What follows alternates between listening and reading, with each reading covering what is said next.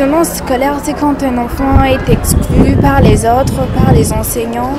Et par exemple, quand les filles ont des grossesses non désirées, quand ils sont violés par leurs professeurs, les filles, on a tendance à être, je vais dire, sages. On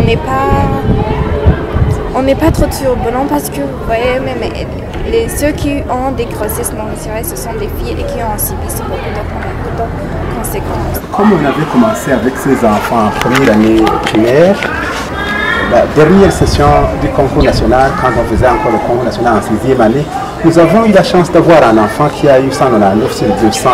Et là, c'était le premier enfant au niveau national. Tout ça, c'est parce que nous efforçons d'enseigner les enfants, de les encadrer depuis la première année maternelle jusqu'en 6e année primaire.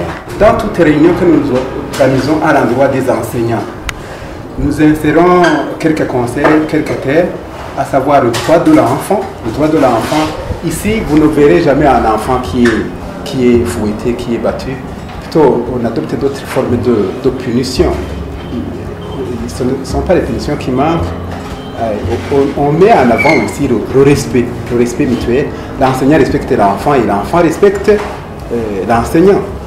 Et vice-versa. Les parents respectent l'école et l'école respecte aussi les parents. Lors des assemblées générales que nous organisons, nous revenons aussi sur les valeurs qui font la promotion des droits de l'enfant. Quand un enfant est exclu par rapport aux autres, nous avons vraiment des enseignants qui nous suivent très bien.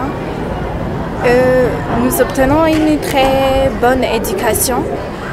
Que quand un enfant est exclu par rapport aux autres, on le voit immédiatement, on le donne des conseils ou on le punit sévèrement pour qu'il ne refasse plus ce genre de choses.